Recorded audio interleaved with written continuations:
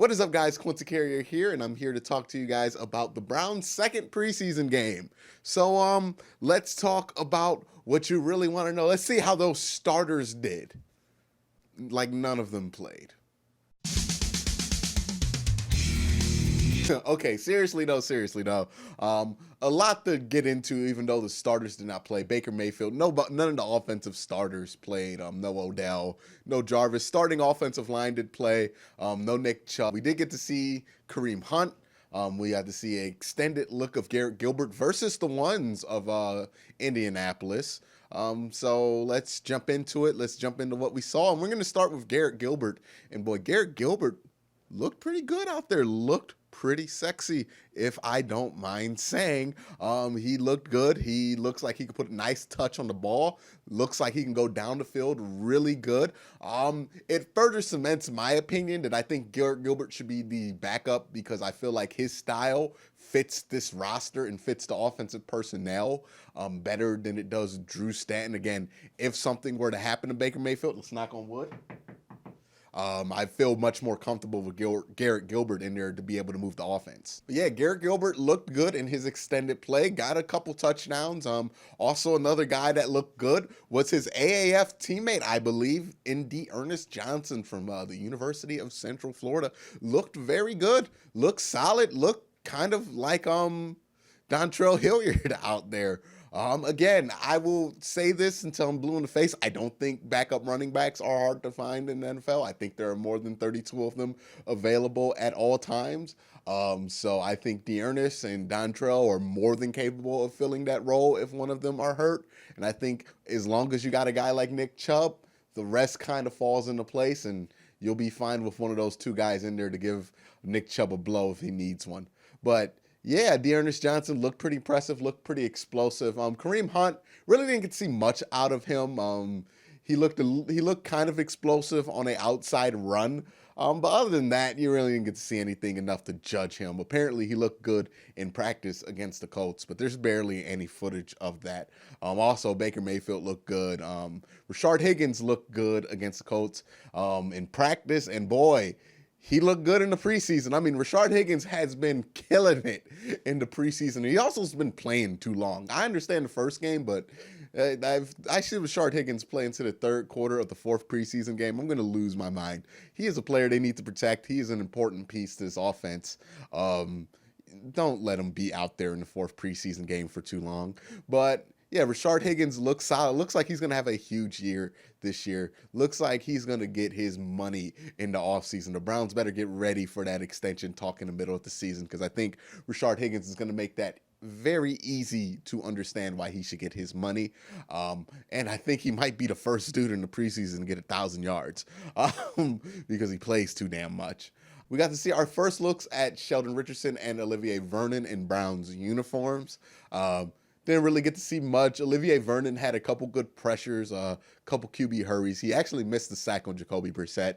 And again, same thing with Sheldon Richardson. He did create some pressure up the middle. Him and Larry Ogunjobi also was creating pressure all day while he was up there up the middle. So that looks like it's going to be a fearsome tandem once they get Myles Garrett out there. And speaking of the defensive line, dude, there was a Genard Avery sighting. I know we have not seen him or heard of this guy in like months. He was a critical piece to what we thought the Browns were doing last year, but kind of fallen off the face of the earth since he was injured at the beginning of camp. But it looks like Genard Avery's position changed. It looks like he is a backup defensive end.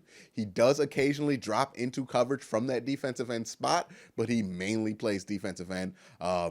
I don't know if he's going to make the roster, to be honest. I don't know if there's a spot for him. I know Chris Smith is going to be the backup for one of the end spots. I don't know where Genard Avery fits in that rotation, but that'll become clear probably next week, since we're going to see a lot more of them there. And then Mack Wilson. Mack Wilson had a up and down day. He made a couple of plays, but he also He also got caught being a little bit too over excited, a little bit too energetic out there, and he missed some tackles. He bit on some things. He got burnt on coverage a couple of times. And it further cements. Look, I understand why Mack Wilson might not be a starter right now because he is making those rookie mistakes. But if you look at the instincts and where he's at, and he's always near the ball on every play, once he puts everything together, Mack Wilson's going to be a force to reckon with in this league. And I think it's great that you have a guy like Kirksey and a guy like Schobert there to hold down the spot while this guy gets a chance to develop, build confidence, and can really take that starting spot next year and run with it. And, while I was watching the Browns, while I was listening to the reports about the inter-squad practice that they had with the Colts, it made me think about Freddie Kitchens and why he is so important to this Browns roster and what the Browns are trying to do this year. This team is going to be a young and emotional team. They're going to have their ups, they're going to have their downs. I think they're a team that is going to jump out ahead of a lot of teams, and I think that's why it's so important they have a personality like Freddie Kitchens at the helm, because Freddie is steady Freddie. He's the same all the freaking time. If you're up 21, if you're down 21, steady Freddie is steady Freddie.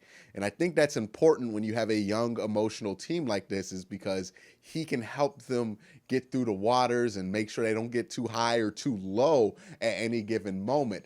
And I think that's why he's a perfect fit. And that's one of the things I think people miss when they talk about head coaching hires and if this guy's a fit. A lot of people get hung up on, the offensive coordinator experience, or how many years he's been in the league, or, what is his resume? Who does he know? What coaching tree is he from?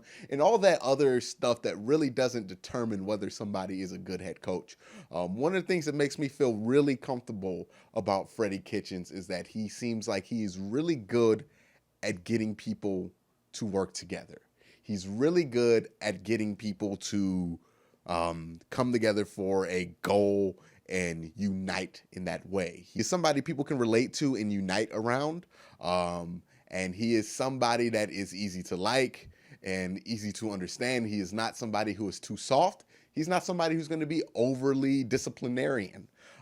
He is not somebody who ever gives the impression that he does anything for show. So when he does yell at you, when he does get into you, it probably feels really genuine. And I think that's why he is perfect for this roster. A lot of people kind of take a snapshot of Freddie Kitchens and they underestimate him. I think that's happened his whole career. I think that's why he's never been a head coach. They look at him and just see the good old boy from Alabama. But I think people really miss out on what makes Freddie special. And that is his ability to bring people together, his ability to connect with people. And I think that's one of the most important traits when it comes to a head coach. I mean, look at the guys who have been successful in this division, who have been head coaches for a long time. John Harbaugh was not an offensive genius. He was not a defensive genius. He did not have this schematic on special teams that just blew everybody's mind. That stuff is so overrated when it comes to coaches. What John Harbaugh was able to do was be a special teams coach. And what a special teams coach is somebody who can convince people to do something that they don't want to do, because special teams nobody want to do that, okay? Nobody wants to be a special teamer, but he has to convince these people to work together and unite and play for him and do special teams even though they don't want to. And that's what makes John Harbaugh great, is that he's able to cultivate these personalities, the ones in his coaching staff and the ones on his roster, to work together and to create something special. That's what Freddie Kitchens does. That's what Mike Tomlin has done and has taken a lot of criticism for. But that's what the great head coaches in this league do. Not every head coach is an offensive genius. There's only one Sean McVay. There's only one Bill Belichick. All the other head coaches have to work with the genius of the people around them in order to be great, and that's what Freddie Kitchens is really good at. A lot goes into him being a first-year head coach. A lot goes into him being underestimated because he's simple Freddie or steady Freddie. But guess what? What makes Freddie perfect for the job is that he's steady Freddie, is that he is a straight shooter is that he will be honest and be genuine 24 hours, 7 days a week.